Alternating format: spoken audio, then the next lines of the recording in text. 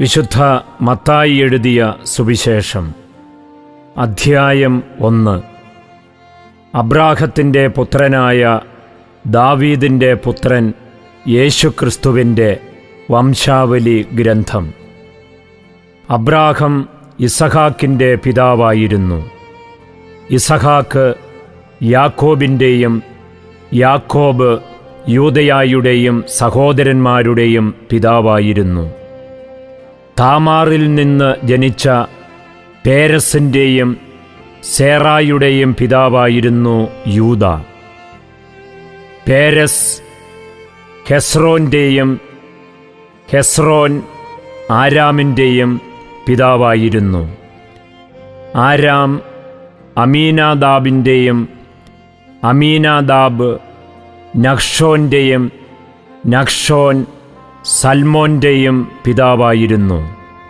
സൽമോൻ റാഹാബിൽ നിന്ന് ജനിച്ച ബോവാസിൻ്റെയും, ബോവാസ് റൂത്തിൽ നിന്ന് ജനിച്ച ഓബദിൻ്റെയും, ഓബദ് ജസ്സയുടെയും, ജസ്സെ ദാവീദ് രാജാവിൻ്റെയും പിതാവായിരുന്നു.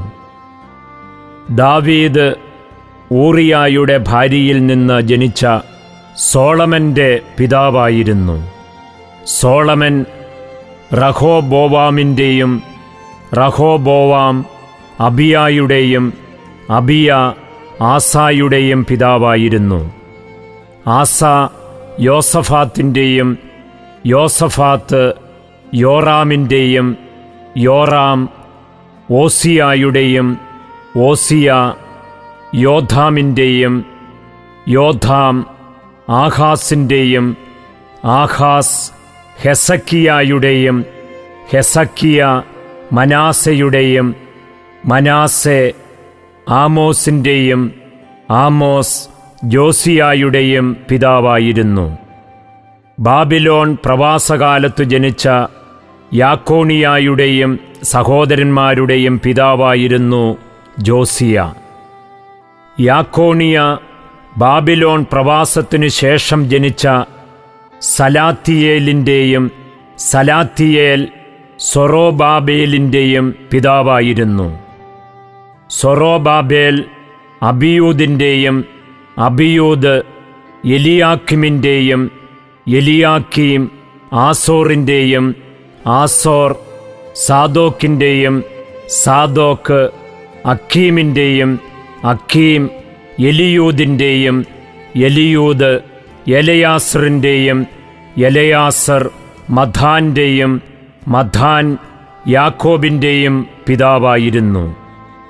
യാക്കോബ് മറിയത്തിൻ്റെ ഭർത്താവായ ജോസഫിൻ്റെ പിതാവായിരുന്നു. അവളിൽ നിന്ന് ക്രിസ്തു എന്ന് വിളിക്കപ്പെടുന്ന യേശു ജനിച്ചു.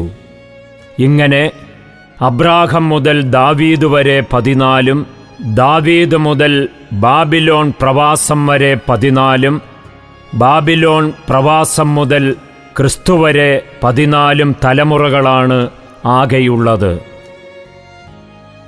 യേശുക്രിസ്തുവിൻ്റെ ജനനം ഇപ്രകാരമായിരുന്നു.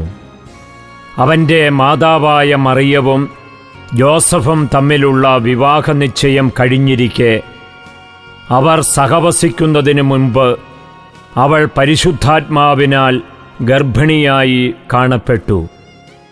അവളുടെ ഭർത്താവായ ജോസഫ് നീതിമാനാകയാലും അവളെ അപമാനിതയാക്കാൻ ഇഷ്ടപ്പെടായികയാലും അവളെ രഹസ്യമായി ഉപേക്ഷിക്കാൻ തീരുമാനിച്ചു.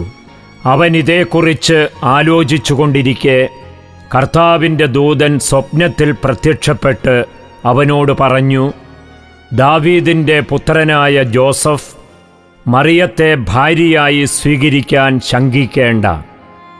അവൾ ഗർഭം ധരിച്ചിരിക്കുന്നത് പരിശുദ്ധാത്മാവിൽ നിന്നാണ്. അവൾ ഒരു പുത്രനെ പ്രസവിക്കും. നീ അവന് യേശു എന്ന് പേരിടണം. എന്തെന്നാൽ അവൻ തൻ്റെ ജനത്തെ അവരുടെ പാപങ്ങളിൽ നിന്ന് മോചിപ്പിക്കും.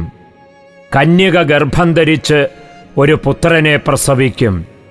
ദൈവം നമ്മോടുകൂടെ എന്നർത്ഥമുള്ള എമ്മാനുവേൽ എന്ന് അവൻ വിളിക്കപ്പെടുമെന്ന് കർത്താവ് പ്രവാചകൻ മുഖേന അരുളിച്ചെയ്തത് പൂർത്തിയാകാൻ വേണ്ടിയാണ് ഇതെല്ലാം സംഭവിച്ചത്. ജോസഫ് നിദ്രയിൽ നിന്ന് ഉണർന്ന് കർത്താവിൻ്റെ ദൂതൻ കൽപ്പിച്ചതുപോലെ പ്രവർത്തിച്ചു. അവൻ തൻ്റെ ഭാര്യയെ സ്വീകരിച്ചു. പുത്രനെ പ്രസവിക്കുന്നതുവരെ അവളെ അവൻ അറിഞ്ഞില്ല. അവൻ ശിശുവിന് യേശു എന്ന് പേരിട്ടു.